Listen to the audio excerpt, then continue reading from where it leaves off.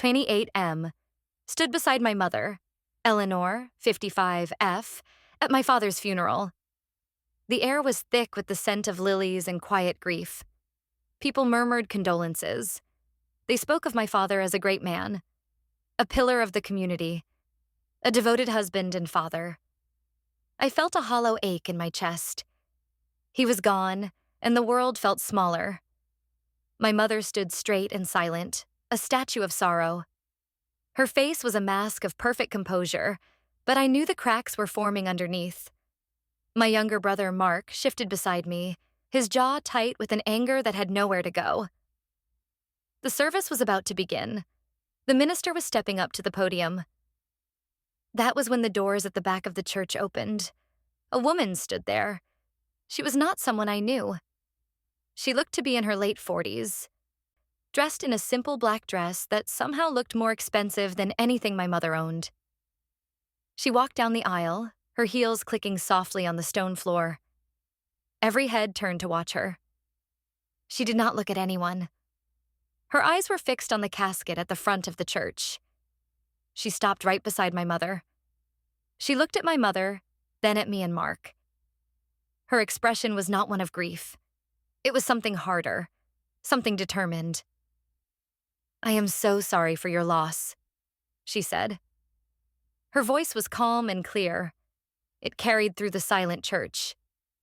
My mother just nodded, her composure unwavering. She probably thought this was just another one of my father's business associates. The woman took a breath. "My name is Lila," she said. "I was Richard's wife." A wave of confusion washed over the pews. People started whispering. The minister froze, his mouth slightly open. My mother's face did not change. But I saw her hand, the one holding a single white rose, tighten until her knuckles were white. "I think you are mistaken," my mother said. Her voice was ice. Lila shook her head slowly. "No," she said. "I am his other wife." The whispers stopped. The silence in the church was absolute. It felt like the air had been sucked out of the room. My mother's face was stone. I watched her, waiting for her to shatter, to scream, to collapse. But she did none of those things. She just stood there, staring at this woman. I felt a surge of protective anger for my mom. I stepped forward, ready to tell this woman to leave, to have her thrown out. But my mother put a hand on my arm, stopping me. She turned her head just enough to look at me. Her eyes were dark, but they were not filled with tears. They were filled with a fire I had never seen before. Then she turned back to Lila. The stone mask on her face cracked, but not with sadness. It cracked into a small, strange smile. It was the most terrifying smile I had ever seen. "Well," my mother said, her voice still quiet, but now laced with something sharp and dangerous. "It seems we have a lot to talk about after the service." She then turned her gaze back to the minister. "Please continue, Reverend," she said. The Reverend, looking completely lost, stammered and began to speak. Lila stood there for a moment, looking surprised by my mother's reaction. Then, with a small, defiant lift of her chin, she slid into the end of the front pew, on the other side of the aisle. She sat alone, a strange and unwelcome guest at the funeral of the man she claimed was her husband. The rest of the service was a blur. I could not hear the words being spoken. All I could feel was the tension in the air, a thick, suffocating blanket of lies and betrayal. I kept looking at my mother. She did not cry. She did not look at the woman. She just stared straight ahead, a queen made of marble. I realized then that this was not just a funeral. It was the beginning of a war. After the final prayer, people filed out slowly, their eyes darting between my mother and the woman, Lila. They whispered to each other, their curiosity stronger than their sympathy. My mother ignored them all. She walked to the casket, placed her white rose on top, and stood there for a long moment. I stood with her, Mark on her other side. Lila approached us again as the church emptied. "Eleanor," she started. My mother held up a hand. "Not here," she said. "Give me your number. My son will call you to arrange a meeting. Lila looked taken aback. I think she had expected a fight. Tears. A public scene. My mother was giving her none of it. She was in control. Lila scribbled a number on a piece of paper from her purse and handed it to me. I took it without a word. She looked at me, then at Mark, as if trying to gauge who we were. Her eyes lingered on me for a second too long. He spoke of you, she said to me. Alex. I just stared at her. I had nothing to say. What could I say? My father, the man I had looked up to my entire life, was a liar. And this woman was the living proof. She turned and walked out of the church. We were left alone with the casket and the suffocating scent of lilies. Mark finally exploded. Who the hell was that? He yelled. Mom, are you okay? We should have thrown her out. My mother finally let out a long, shuddering breath. The marble statue cracked, and for a second, I saw the raw pain beneath. No, she said softly. That would have been a mistake. We need to know everything. I looked at her, my admiration for her strength growing with every second. She was not just grieving. She was thinking. She was planning. What do we do now? I asked. We go home, she said. We go home and we find out just how deep this lie goes. The car ride home was silent. The reception we had planned at our house was canceled. I called the caterers and made our excuses. A sudden family emergency. It was not a lie. Our family was an emergency. When we walked into the house, the quiet was deafening. This was my father's house. His books were on the shelves. His coat was on the hook by the door. His presence was everywhere, but now it felt like the presence of a ghost, a stranger. My mother went straight to my father's study. Mark and I followed her. The room was just as he had left it. Neat, orderly, a testament to a man who liked control. My mother walked to his large oak desk and ran her hand over the smooth surface. Your father was a very private man, she said, her voice distant. He kept things locked away. She pulled on the bottom right drawer of the desk. It was locked. I never had a key for this one, she said. Mark, ever the man of action, went to the garage and came back with a crowbar. Let's see what he was hiding, he said grimly. It took him a few minutes, but he finally pried the drawer open with a loud crack of splintering wood. My mother and I leaned in to look. The drawer was not full of papers as we might have expected. It contained a single, small metal box. It was a simple fireproof safe box, the kind you could buy at any office supply store. It was also locked, this time with a small keyhole. Of course it is, Mark muttered in frustration. Wait, I said. I remembered something. My father always wore a chain around his neck, tucked under his shirt. He said it was a good luck charm from his own father. I had never seen him take it off. When we were at the funeral home preparing for the viewing, they had asked what to do with his personal effects. My mother had told them to leave everything as it was, except for his watch, which she took. But the chain, I had not even thought about it. The chain, I said. The one he always wore. Maybe the key is on it. My mother's eyes widened slightly. She pulled out her phone and called the funeral director, Mr. Gable. Her voice was steady as she spoke. Mr. Gable, this is Eleanor Vance. A question about my husband's personal effects. He wore a silver chain. Is it still with him? There was a pause. I held my breath. I see, she said. Yes, that would be it. Could you have it sent to the house, please? It's a matter of some urgency. She hung up the phone. They took it off before the viewing, she said. They have it in the office safe. They are sending it over with a courier. We waited. For an hour, the three of us sat in my father's study, staring at the locked box.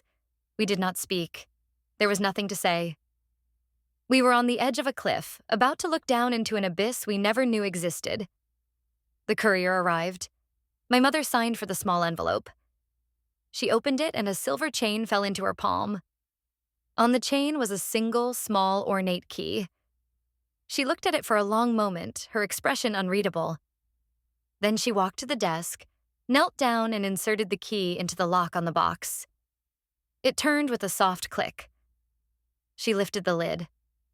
Inside, nestled on a bed of black velvet, were papers. My mother lifted them out one by one. The first was a marriage certificate. It was dated 15 years ago. It bore the names Richard Vance and Lila Monroe. My mother's hands trembled slightly as she held it. So it was true. For 15 years, my father had been married to 2 women. The next items were photographs, a stack of them. My father, looking younger, happier than I had ever seen him, stood with his arm around Lila. In the next photo, they were holding a baby, a boy. Then another photo, a few years later, with a second child, a girl. He had another family, 2 other children, a son and a daughter we never knew existed. My brother Mark let out a strangled sound, a mix of a gasp and a sob. He turned away, punching the wall with his fist. "That liar," he choked out. "That absolute liar." My mother did not seem to hear him. She was looking at the last set of documents in the box. They were bank statements. Statements for an account at a bank we had never heard of, under a name we did not recognize. Vance and Monroe Holdings. The statements went back years. They showed monthly deposits, large ones, tens of thousands of dollars. And they showed withdrawals, payments for a mortgage on a house in another state, payments for private school tuition, payments for luxury cars. And then I saw the source of the deposits. The transfers came from another account, one I did recognize. It was my father's primary business account, the one that held the profits from the company he had built, a company my mother had helped him start with her own inheritance. He had not just been living a double life. He had been funding it with our money, my mother's money. The stone facade finally crumbled completely. My mother sank into my father's leather chair, the papers slipping from her fingers and scattering across the desk. She put her face in her hands and began to weep. Not loud, hysterical sobs, but the quiet, hopeless tears of a woman whose entire world had just been erased. I knelt beside her, putting my arm around her shaking shoulders. I looked at the photos of my father with his other family, the smiling faces, the perfect life he had built on a foundation of deceit. The grief I had felt for my father was gone. It was replaced by a cold, hard anger. This was not just a betrayal of his marriage vows. This was a calculated, long-term theft from his own family, from my mother. "Mom," I said, my voice low and steady, "we are going to fix this." She looked up at me, her eyes red and swollen. "How, Alex?" she whispered. "How can we possibly fix this?" "I don't know yet," I admitted. "But we will. He will not get away with this, and neither will she." I picked up the piece of paper with Lila's number on it. My hand was steady. My mind was clear. The time for grieving was over. The war had begun. The next morning, I called the number. A woman answered on the second ring. "Lila Monroe," she said, her voice crisp and professional. "This is Alex Vance," I said. There was a brief pause. "I was wondering when you would call," she said. "My mother is willing to meet with you," I told her, "but not at our home. We will meet at the office of our family lawyer." "That sounds acceptable," she replied. "When?" I gave her the time and address. "And Lila," I added, my voice cold. "Bring your marriage certificate. And anything else you think is relevant." "I will," she said, and then she hung up. I turned to my mother. "It's set," I said. She nodded. She had not slept. There were dark circles under her eyes, but the fire was back. The shock was wearing off, replaced by a steely resolve. "We need to talk to Robert Henderson before she gets there," she said. Robert Henderson had been my father's lawyer for 30 years. He was also a family friend. He had been at our house for countless dinners. He had advised my parents on everything from their wills to their investments. If anyone knew the truth, it would be him. We arrived at his office an hour before the meeting with Lila. He greeted us with a somber expression, offering his condolences again. "Robert, we need to talk to you about something," my mother said, getting straight to the point. "A woman appeared at the funeral yesterday. Her name is Lila Monroe. She claims she was also married to Richard." I watched Robert's face carefully. For a split second, his professional mask slipped. I saw a flicker of something in his eyes. It looked like panic, but it was gone as quickly as it appeared. "Eleanor, I am so sorry you had to go through that," he said, his voice full of practiced sympathy. "Grief can make people do and say strange things. I am sure she is just a disturbed individual looking for money." "She had a marriage certificate, Robert," I said, my eyes locked on his. He sighed, leaning back in his chair. He steepled his fingers. "These things can be forged, Alex.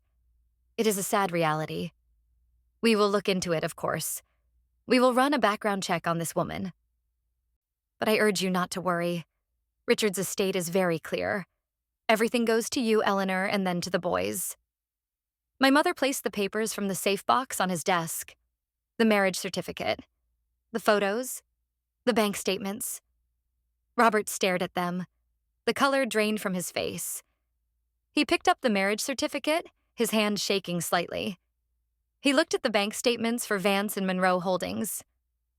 I had no idea," he stammered. "Richard never mentioned any of this to me. I am as shocked as you are." I did not believe him. The flicker I had seen in his eyes told me he was lying. He was a part of this. He had to be. "So you know nothing about this account?" I pressed. "You never helped him set up this holding company?" "Absolutely not," he said, his voice a little too firm. "My dealings with Richard were strictly related to his primary business and your family's personal estate planning. This is a complete shock." My mother was silent, her gaze fixed on him. She knew he was lying too. I could see it in the tightening of her jaw. Robert Henderson, our trusted family friend, was a traitor.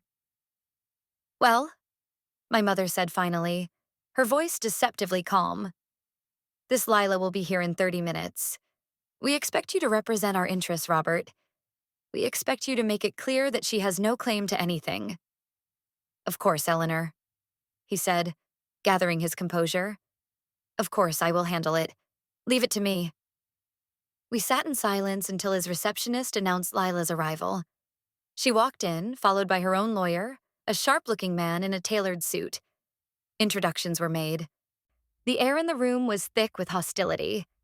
Lila's lawyer, Mr. Davies, began. "We are here to discuss the estate of our client's late husband, Richard Vance," he said smoothly. "We have a legal marriage certificate, and under state law, Mrs. Monroe Vance is entitled to a spousal share of the estate."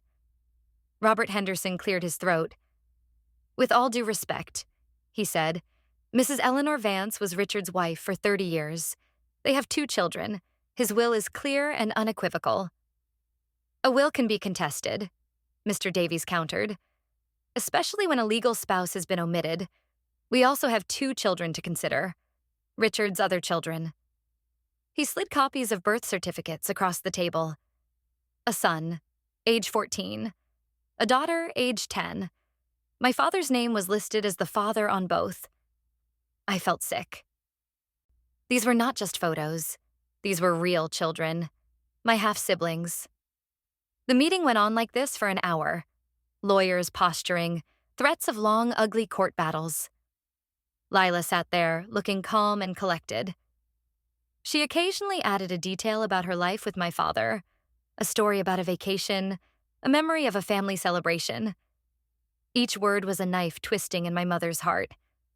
My mother, for her part, remained silent. She just watched, her eyes missing nothing. Finally, Mr. Davies played his trump card. "Furthermore," he said, "we have reason to believe that a significant portion of Richard's assets were improperly shielded. We have documents pertaining to a company, Vance and Monroe Holdings, which we believe holds joint assets that belong to our client." He looked at Robert Henderson, a smug smile on his face. This was it. The moment of truth. Robert Henderson paled. He looked at the papers Mr. Davies had placed on the table. He looked at us. He was trapped. "I have no knowledge of such a company," he said weakly. "Really?" Mr. Davies said, raising an eyebrow. "Because your signature appears on the incorporation documents, as the registering agent." He pushed another paper across the table. And there it was, Robert Henderson's signature, clear as day. The room fell silent. My mother slowly turned her head to look at Robert. The look in her eyes was one of pure, undiluted fury. She did not say a word. She did not have to. Robert started to sweat. That is not... I may have done some preliminary paperwork for Richard as a favor years ago. It was for a potential venture that never went anywhere. I had no idea he was actively using it. It was a pathetic, flimsy excuse. He was caught. He had not just known. He had helped. He had actively participated in defrauding my mother.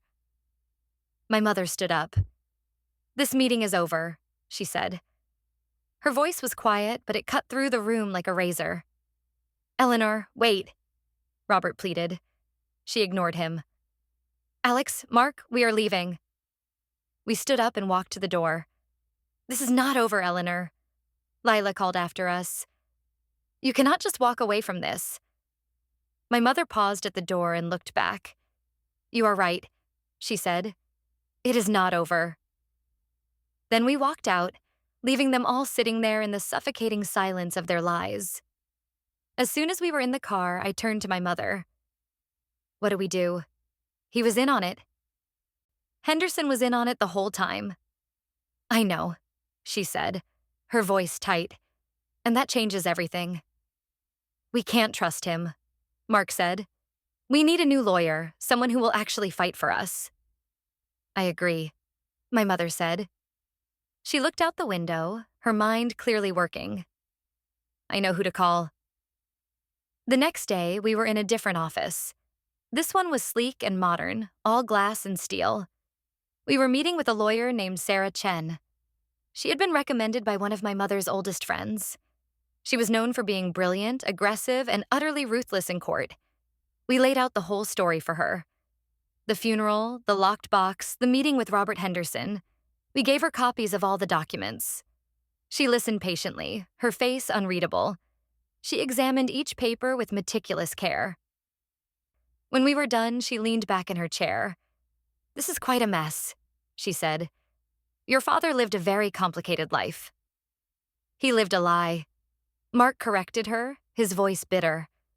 "Yes," Sarah said, nodding. "And it seems he had help. Robert Henderson's involvement is a serious ethical breach, and potentially criminal." "What can we do?" my mother asked. "Lila and her lawyer are threatening to take half of everything. They are talking about assets I did not even know existed." Sarah looked at the bank statements for Vance and Monroe Holdings. "This is the key," she said, tapping the paper.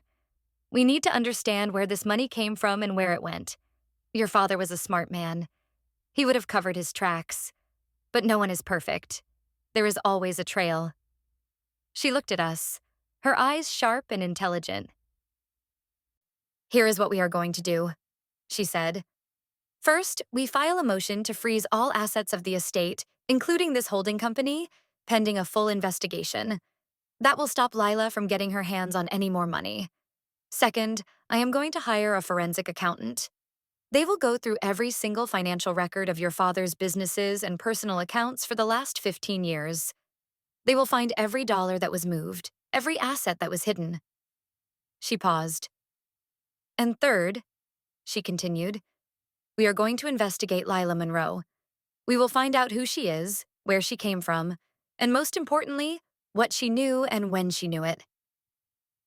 A wave of relief washed over me. For the first time since this nightmare began, I felt like we had a chance. We had someone on our side who knew how to fight. "What about Robert Henderson?" I asked. A small, cold smile touched Sarah's lips. "Oh, don't worry about Mr. Henderson," she said. "We will deal with him. Once we have all the evidence, we will not only have him disbarred, we will make sure he faces the consequences for his role in this conspiracy. The next few weeks were a blur of activity. The forensic accountant, a man named Mr. Peterson, was a quiet, meticulous genius. He spent days locked in a room with boxes and boxes of financial records. Sarah filed the motions, and the court agreed to freeze the assets.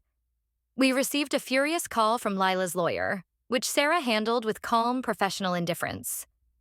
Meanwhile, a private investigator Sarah hired started digging into Lila's past. We learned that she had met my father at a business conference. She was a real estate developer from a wealthy family. Her marriage to my father had apparently been a secret from her own family as well. She had told them she was marrying a successful, single businessman. She had constructed her own web of lies. The investigator also found something else. Lila had declared bankruptcy 10 years ago, just before the Vance and Monroe Holdings Company was formed.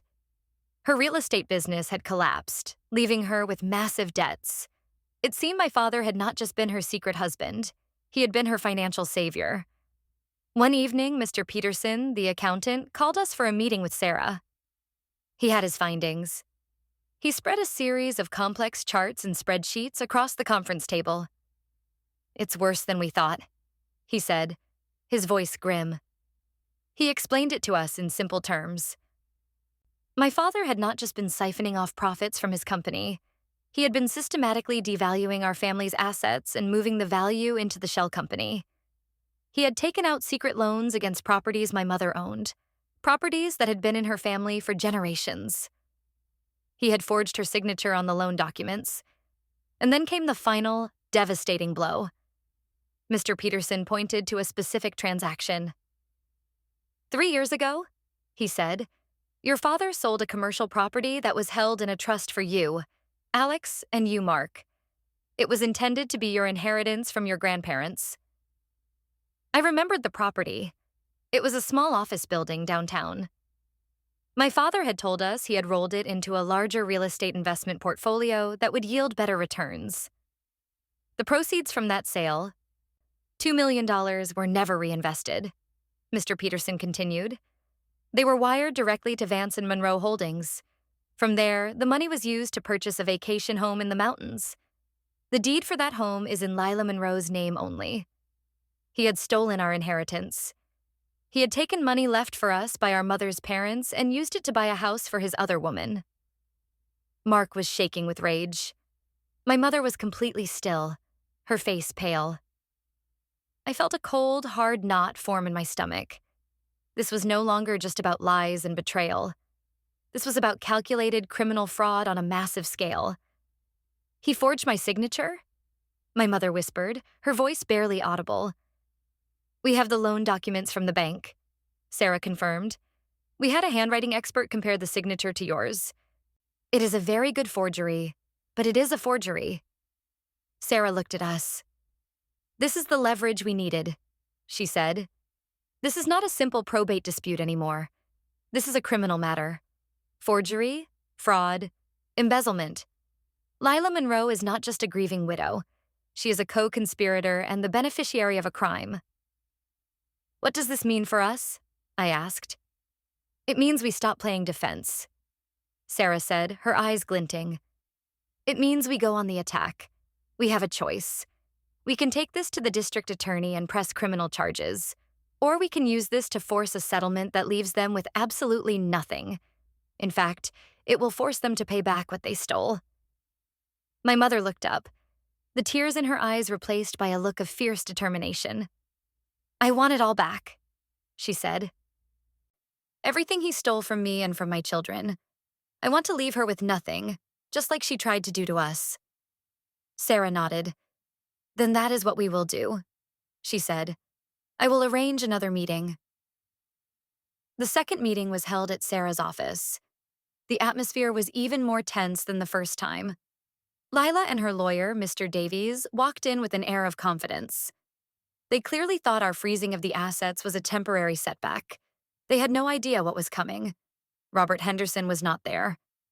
Sarah had sent him a letter informing him that he was no longer representing our family and that he should retain his own legal counsel.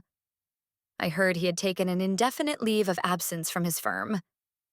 Mr. Davies started, his tone arrogant. My client is not prepared to wait any longer, he said. We are filing a motion to unfreeze the assets and to demand an immediate distribution of her spousal share. If you continue to obstruct, we will sue for damages. Sarah smiled. It was not a pleasant smile. Please file whatever you wish, Mr. Davies, she said calmly. But before you do, you might want to look at these. She slid a file across the table. It contained copies of the forged loan documents, the wire transfer confirmation for the $2 million, and the deed for the mountain house in Lila's name. Mr. Davies opened the file. He read the first page, then the second. The color drained from his face. He looked up at Sarah, his arrogance gone, replaced by disbelief and then dawning horror. Lila, seeing his expression, leaned over to look. She saw the documents, her own name on the deed. Her eyes widened in panic. What is this? She demanded. Richard told me that was an investment property. It was an investment, all right, Sarah said, her voice like ice. An investment made with stolen money. Money stolen from a trust fund belonging to Alex and Mark Vance. Your late husband, Mrs. Monroe Vance, was not just a bigamist. He was a thief, and you were his accomplice. That is a lie, Lila cried. I knew nothing about this. Richard handled all the finances. Did you? Sarah asked, raising an eyebrow. She slid another document across the table. It was a printout of an email. An email from Lila to my father. Sarah read it aloud. Richard, we need to be more careful. Eleanor is smarter than you think. If she ever looks at the trust financials, she will see the discrepancy from the building sale. We need a better cover story. The email is dated 1 week after the $2 million was transferred to your holding company. Lila stared at the email, her mouth opening and closing like a fish. She was caught, utterly and completely caught. There was no way to deny it. She had known. She had been a willing participant. Mr. Davies looked like he wanted to be anywhere else in the world. He was a probate lawyer, not a criminal defense attorney. He was completely out of his depth. Sarah leaned forward. So here is our offer, she said, her voice low and dangerous. It is a one-time offer. You will sign a document relinquishing any and all claims to the estate of Richard Vance. You will sign over the deed to the mountain house to Mrs. Eleanor Vance. You will liquidate any and all remaining assets in Vance and Monroe Holdings and return every single cent to a trust account that I have established. In total, you will be returning approximately $3.5 million that was fraudulently obtained. She paused, letting the weight of her words sink in. If you do this, she continued, and if you are out of our lives forever, we will consider not turning this file over to the district attorney. If you refuse, we will walk out of this room and go straight to their office. You will be charged with conspiracy to commit fraud, forgery, and grand larceny. You will lose everything, and you will very likely go to prison. Lila looked at her lawyer, her eyes pleading for help, but he had none to offer. He knew they were beaten. He looked at Sarah, then at my mother. We need a moment to discuss this, he said, his voice hoarse. You have 5 minutes? Sarah said, leaning back in her chair. They left the room. My mother looked at me, a single tear rolling down her cheek. But this time it was not a tear of sadness. It was a tear of relief, of victory. I took her hand and squeezed it. You did it, Mom, I said. No, she said, her voice thick with emotion. We did it. 5 minutes later, Lila and her lawyer returned. Her face was pale and drawn. The confident, arrogant woman who had walked into my father's funeral was gone. In her place was a defeated, frightened person. My client accepts your offer, Mr. Davies said, his voice flat. The next hour was spent signing documents. Lila signed away her claim to the estate. She signed away the house. She signed instructions to the bank to liquidate the holding company and transfer the funds. With each signature, I could feel the weight of the last few weeks lifting off our shoulders. We were taking back our lives. We were erasing the stain of my father's lies. When it was all done, Lila stood up to leave. She looked at my mother, her eyes filled with a strange mixture of hatred and defeat. "He loved me," she whispered. "You know that, right? He loved me." My mother looked at her, and for the first time, I saw a flicker of pity in her eyes. "If that is what you need to believe to live with what you have done, then you go on believing it," she said softly. "But love does not involve theft and deceit. Whatever you had with him, it was not love. It was a business transaction. And now, your account is settled." Lila flinched as if she had been slapped. She turned and walked out of the room without another word. Her lawyer scurried after her. We had won. In the weeks that followed, the money was returned. The house was put in my mother's name. Lila Monroe and her children disappeared from our lives as suddenly as they had appeared. We learned through a discreet inquiry that she had sold the few assets she had left and moved to another state, likely to live with her family and try to explain the mess she had made of her life. We also dealt with Robert Henderson. Sarah filed a formal complaint with the State Bar Association, complete with all the evidence of his complicity. His law firm fired him immediately to distance themselves from the scandal. A few months later, we received a letter informing us that he had been permanently disbarred. His career, his reputation, his life as he knew it was over. He had hitched his wagon to my father's lies, and he had paid the price. My father's brother, my Uncle David, had been suspiciously quiet throughout the whole ordeal. He had called once to offer a vague, unhelpful condolence and then had made himself scarce. After everything was settled, my mother called him. "I have a question for you, David," she said, her voice cold. "And I want you to tell me the truth. Did you know? Did you know about Lila?" There was a long silence on the other end of the line. Then a quiet, ashamed, "Yes." "How long?" my mother asked. "About 10 years, he admitted. "Richard told me.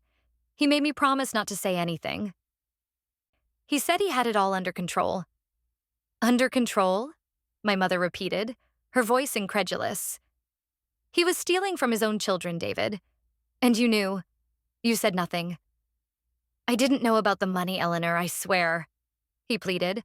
"I just knew about the other family. I told him he was playing with fire. What was I supposed to do? He was my brother." "You were supposed to be a decent human being," my mother said, and she hung up the phone. She blocked his number. We did not speak to him again. He had chosen his side, and he would have to live with the consequences of his silence. Slowly, life began to return to a new kind of normal. My mother, freed from the financial and emotional weight of my father's betrayal, seemed to come alive in a way I had not seen in years. She took control of the family finances, working with a new advisor Sarah recommended. She started traveling, something my father had always discouraged. She reconnected with old friends. The house, which had once felt like a monument to my father's memory, started to feel like her home. She redecorated his study, replacing the dark wood and leather with bright colors and comfortable furniture. It became her sanctuary. One evening, I found her sitting in there, looking at an old photograph of her and my father on their wedding day. They looked so young, so happy. "Do you ever miss him?" I asked quietly. She looked at the photo for a long moment. "I miss the man I thought he was," she said. "I miss the man I married, but that man died a long, long time ago. The man who died last month was a stranger to me. I think I started grieving our marriage years ago. I just didn't know it. This whole thing, it's been horrible, but in a strange way, it's also been liberating. I'm not living in a lie anymore." She put the photo down, turning it face down on the table. "I'm free," she said, and she smiled a real, genuine smile. My relationship with my brother, Mark, also changed. His blind anger had given way to a quiet respect for the way we had handled things. He had seen that my methodical approach, guided by my mother's strength and Sarah's expertise, had been more effective than his desire to lash out. We became closer, united by the shared experience of unearthing our family's secret history and surviving it. A few months after everything was settled, I was talking with Sarah, our lawyer, finalizing some last pieces of paperwork. You and your mother handled this with incredible grace and strength, she told me. Most people would have crumbled. My mother is the strongest person I know, I said. I just followed her lead. Well, she said, smiling, you make a good team. If you ever need anything else, you know where to find me. That night, I was at my mother's house for dinner. We were sitting in her new, bright study, talking and laughing. It felt peaceful. The ghosts of the past were finally starting to fade. I looked at the desk where the locked box had been, where we had uncovered a world of pain and deceit. Now, it was just a desk, holding a vase of fresh flowers. I thought about my father. I thought about the two lives he had tried to live, the two worlds he had tried to keep separate. In the end, they had collided, and everything he had built had turned to dust. He had sought wealth and status and the admiration of others, but he had ended up with nothing but a legacy of lies. He had left behind one family that now saw him as a criminal and another that he had financially ruined. My mother raised her glass. To new beginnings, she said. To new beginnings, Mark and I echoed. We buried a stranger that day at the funeral, but in doing so, we had unearthed the truth. And from the ashes of my father's lies, we finally started living our own lives. The pain of the betrayal was real, and the scars would always be there, a quiet reminder of how fragile trust can be. But we were survivors. My mother, my brother, and I.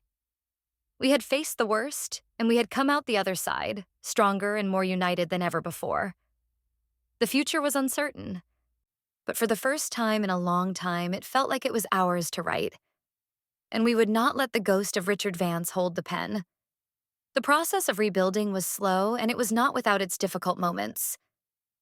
There were days when my mother would be quiet, lost in thought, and I knew she was replaying moments from her 30-year marriage, searching for signs she had missed.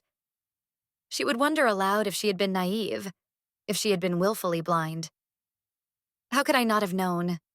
She asked me one afternoon as we were sorting through old photo albums, deciding what to keep and what to throw away. Because you loved him, I said simply. And you trusted him. That's not a weakness, Mom. That's what a marriage is supposed to be built on. He was the one who broke that trust, not you. She pointed to a picture of a family vacation to the Grand Canyon. I was about 10. Mark was 7. My father had his arms around both of us, a wide smile on his face. He looks so happy, she said, her voice wistful. We all do. She traced the outline of his face with her finger. Was any of it real? I think parts of it were, I said honestly. I think he loved us, in his own broken way. But his ambition and his secrets were bigger than his love for us. He made a choice, a long time ago, to live a lie. That choice doesn't erase the good memories we have. It just complicates them. We decided to keep the photos. They were a part of our history, the real and the false, all tangled together. To erase them would be to erase parts of ourselves. Mark had his own way of dealing with the aftermath. He threw himself into his work, taking on more responsibility at the construction company where he was a project manager. He needed to build things, to create things that were solid and real and honest. It was his way of countering the fragile, deceptive world our father had created. One Saturday, he called me. Hey, can you come over? I need some help with something. When I got to his apartment, he had a sledgehammer in his hand and a wild look in his eye. He was standing in front of a wall in his living room. I'm taking this wall down, he announced. I want to open up the space, make it more honest. I knew it was not just about the apartment. We spent the rest of the day demolishing that wall, tearing down drywall and studs, creating a cloud of dust. It was hard, physical work, and by the end of it, we were exhausted and covered in grime. But the room felt bigger, brighter, better, Mark said, looking at the newly opened space with satisfaction. No more hiding places. We never spoke of our half-siblings again. There was an unspoken agreement that that part of our father's life was closed to us. They were victims in their own way. Children raised in a lie, their lives upended by a man they thought was their hero. Perhaps one day, when they were older, they might seek us out. I did not know how I would feel about that. For now, it was a door we kept firmly shut. My own life began to move forward as well. I had been working in a marketing firm, a steady but uninspiring job. The crisis with my father's estate had forced me to be more assertive, more strategic than I had ever been. I discovered a strength in myself that I did not know I possessed. I realized I was tired of working to build someone else's dream. I started taking business classes at night. I had an idea for a small consulting firm helping nonprofits with their marketing strategies. It was a risk, but for the first time, I felt unafraid of failure. The worst had already happened, and we had survived. Anything else seemed manageable by comparison. My mother was my biggest supporter. She invested a small amount of the recovered money as seed capital for my new business. "This isn't from your father," she told me as she signed the check. "This is from your grandparents, from the trust he tried to steal. I think they would be proud to see you building something real with it." Her words meant more to me than the money. It was a vote of confidence, a belief in my future that helped heal the wounds of the past. About a year after the funeral, the three of us went on a trip together. It was my mother's idea.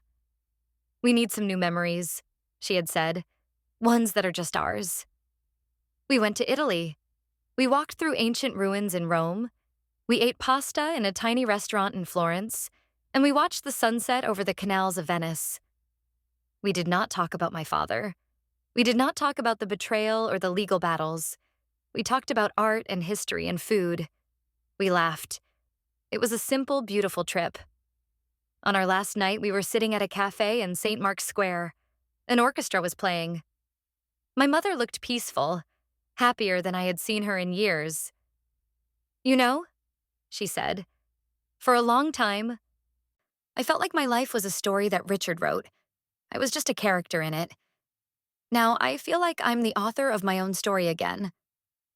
Mark raised his glass of wine. "To the author," he said, smiling at her. "To the author," I agreed. We clinked our glasses together. The music swelled around us. In that moment, surrounded by the beauty of Venice with the two people I loved most in the world, I felt a profound sense of peace. The ghost of my father was finally gone. He was no longer a towering figure of admiration or a monstrous villain. He was just a sad, flawed man who had made terrible choices. His story was over. Ours was just beginning. When we returned home, there was a letter waiting for my mother. It was from a real estate agent. An offer had been made on the mountain house, the one that had been purchased with our stolen inheritance and was now legally hers. It was a very good offer. "What are you going to do?" I asked her. "I'm going to sell it," she said without a moment's hesitation. "I don't want it. It's tainted." She signed the papers the next day. A week later, the sale was complete, and a large sum of money was deposited into her account. She looked at the bank statement, a thoughtful expression on her face. "I know what I'm going to do with this," she said.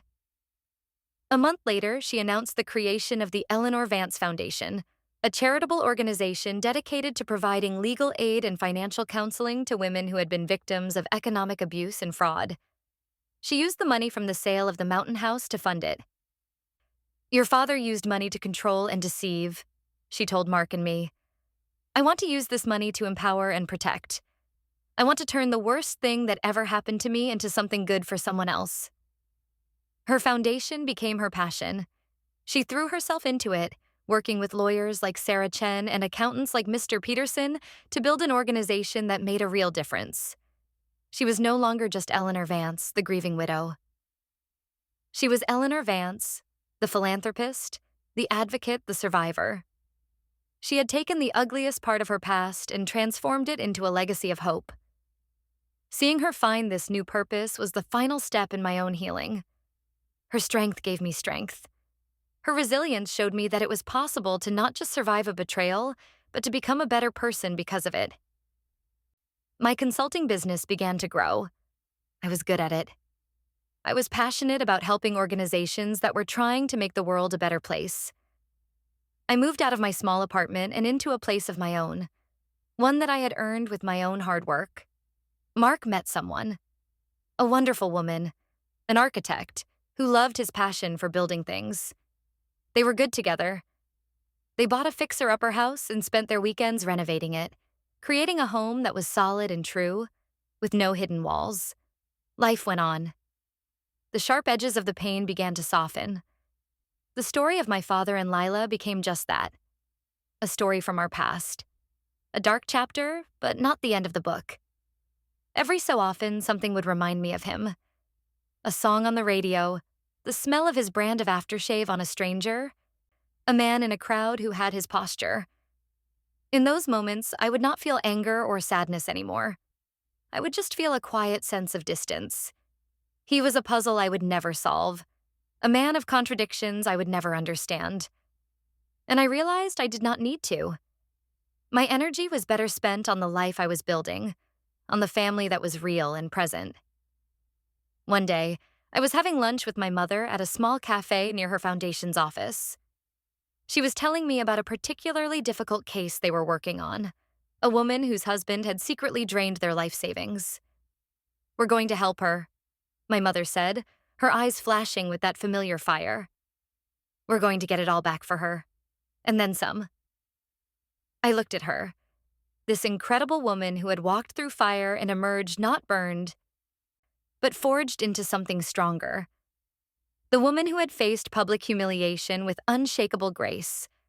The woman who had turned her deepest pain into her greatest purpose. "He really had no idea who he was messing with, did he?" I said, a smile playing on my lips. She smiled back, a genuine, radiant smile that lit up her whole face. "No," she said. "He had no idea."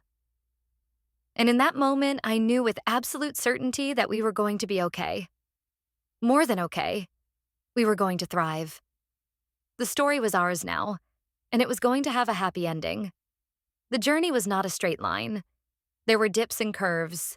About 2 years after the funeral, my brother Mark and his fiancée, Chloe, announced their engagement. The news was a beacon of light for our family. We were all thrilled. Planning the wedding brought a new, happy energy into our lives.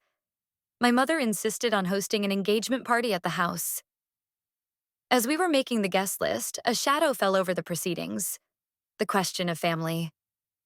"What about Dad's side?" Mark asked quietly one afternoon. "What about Uncle David?" We had not spoken to my father's brother since my mother had confronted him over the phone. He had sent a Christmas card the first year, which my mother had thrown away unopened. She sighed, looking out the window. "He is still your uncle," she said softly. "It's your party, Mark. Your decision."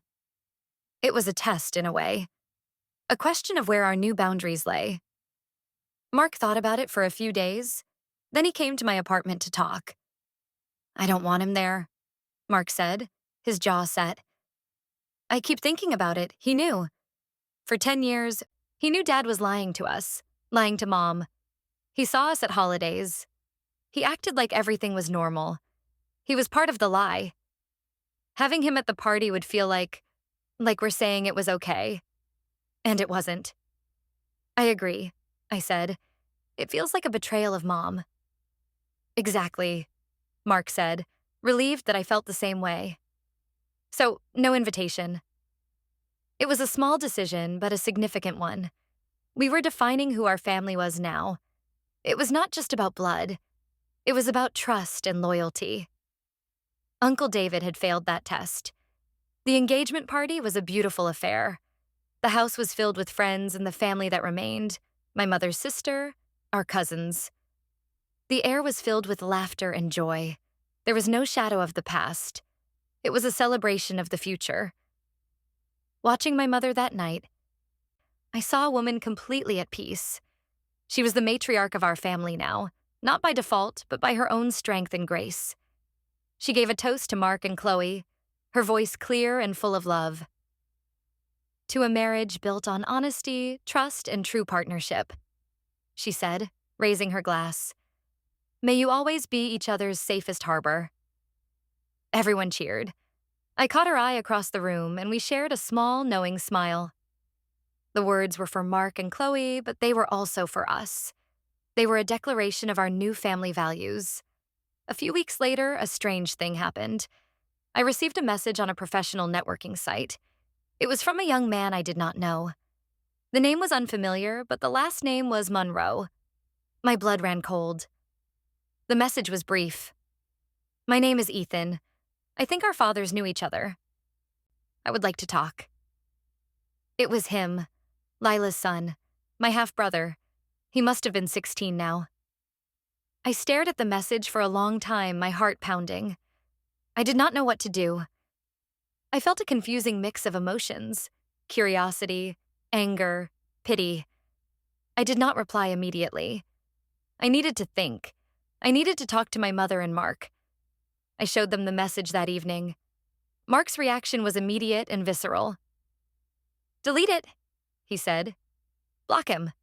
We have nothing to say to them. They are not our family." My mother was quieter, more thoughtful.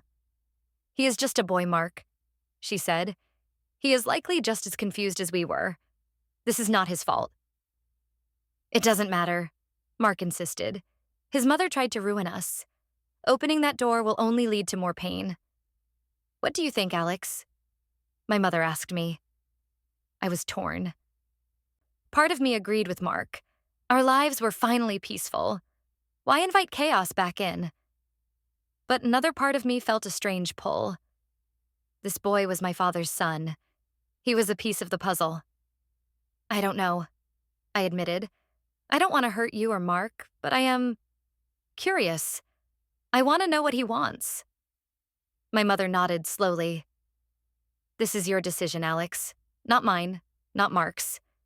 He contacted you. If you choose to respond, we will support you. If you choose not to, we will support you." Mark looked unhappy, but he did not argue further. I spent the next 2 days thinking about it. I tried to imagine what it must be like for this boy, Ethan. He had lost his father. Then he had likely discovered that his entire life was based on a lie. His mother was not a grieving widow, but a disgraced accomplice. They had lost their home, their money, their social standing. It must have been a devastating experience for a teenager. Finally, I decided. I would respond, but on my terms. I wrote back a simple message. "I am willing to talk. A phone call, not in person. And with the understanding that this is a one-time conversation. I will not be a part of your life, and you will not be a part of mine." He agreed immediately. We set a time for the following evening. I was a nervous wreck all day. I did not know what to expect. What did he want? Money? An apology? An explanation? When my phone rang at the appointed time, I took a deep breath and answered. "Hello? Alex?" a young voice said. He sounded nervous. "Yes, this is Ethan?" "Yeah," he said. Thanks for agreeing to talk." "What did you want to talk about?" I asked, keeping my voice neutral. He was quiet for a moment. I wanted to say I'm sorry," he said, his voice cracking slightly. "For what my mom did, at the funeral, and all the other stuff. I didn't know about any of it until after he died. I didn't know about you, or your mom, or your brother, I swear." His apology was unexpected, and it sounded sincere. "It wasn't your fault," I said, and I was surprised to find that I meant it. "I know, but she was wrong," he continued. "She was so angry and hurt after he died. She said he had promised her things, that she was just trying to get what we deserved. But it was all a mess. We lost everything. We had to move in with my grandparents. It's been hard." He sounded so young, so lost. "I found your name on an old business card of his," he explained. I guess I wanted to know, was he a good person before all this? The dad I knew. He was great. He taught me how to fish. He helped me with my homework. He was always there. Was that all a lie too?" The question hit me hard. It was the same question my mother had asked, the same question I had asked myself 100 times. Was any of it real? I thought for a long time before I answered. What could I say to this boy who had lost his father twice? Once to death and once to the truth? The dad I knew was complicated, I said carefully. He was a good provider. He taught me how to ride a bike. He was proud of me when I graduated. There were good things, real things. But he also had a side to him that was hidden. A side that made selfish choices and hurt a lot of people. I think both things can be true at the same time. There was a long silence on the line. I could hear him breathing, maybe crying softly. Yeah, he said finally, his voice thick. I think you're right. We talked for a few more minutes. He told me his sister was having a hard time too. He was worried about her. He asked nothing of me. He did not ask for money or a relationship. He just seemed to need to connect with someone who understood the specific, strange grief of having Richard Vance for a father. Well, he said, clearing his throat. I should go. Thanks again for talking to me. It helped. You're welcome, Ethan, I said. I wish you and your sister the best. You too, he said. And then he hung up. I sat there for a long time, staring at my phone. I did not feel angry. I did not feel threatened. I just felt a profound sadness. Sadness for this boy and his sister, two innocent victims of my father's choices. And sadness for the fact that my father had created a world so full of lies that none of his children would ever truly know who he was. I told my mother and Mark about the conversation. Mark was quiet, his anger seemingly replaced by a grudging understanding. He's just a kid, he said gruffly. It's not his fault his parents were monsters. My mother just nodded, a sad smile on her face. You did a good thing, Alex, she said. You gave him a piece of the truth. Maybe that will help him heal. I never heard from Ethan again. I hoped that our brief conversation had given him some small measure of peace. I hoped that he and his sister would be able to build their own lives, free from the wreckage of their parents' mistakes. The conversation changed something in me. It closed a final door. The other family was no longer a monstrous, faceless entity. They were just people. Flawed, hurt people, just like us. Their story was separate from ours. Their pain was their own to carry. Our war was not with them. It had been with the lies that had connected us. And those lies were now gone. A few months later, Mark and Chloe were married. It was a perfect day. Seeing my brother so happy, so in love, felt like the ultimate victory. He was building a life based on everything our father's life was not: honesty, commitment, and true partnership. During the reception, my mother and I shared a dance. Look at them, she said, nodding towards Mark and Chloe. They're going to be so happy. They are, I said. And look at you, she continued, smiling at me. Your business is thriving. You're happy. I am, I admitted. We did it, Alex, she said, her eyes shining. We survived. We did more than survive. We built something better. She was right. We had taken the broken pieces of our lives and built something new, something stronger, something honest. The past would always be a part of our story, a reminder of where we came from. But it no longer defined us. We were defined by the choices we made in the aftermath. The choice to seek the truth. The choice to fight for what was right. The choice to forgive not the perpetrators, but ourselves, for not knowing. And the choice to build a future based on love and trust. The music ended, but my mother held on to my hand for a moment longer. Thank you, she said softly. For what? I asked, confused. For being my rock, she said. I couldn't have done it without you. I couldn't have done it without you either, Mom, I said. We stood there for a moment in the middle of the crowded dance floor, a quiet island of two, mother and son. Partners, survivors, a real family, forged in fire, and stronger than any lie. The past was finally where it belonged, behind us. The future was ahead, and it was bright.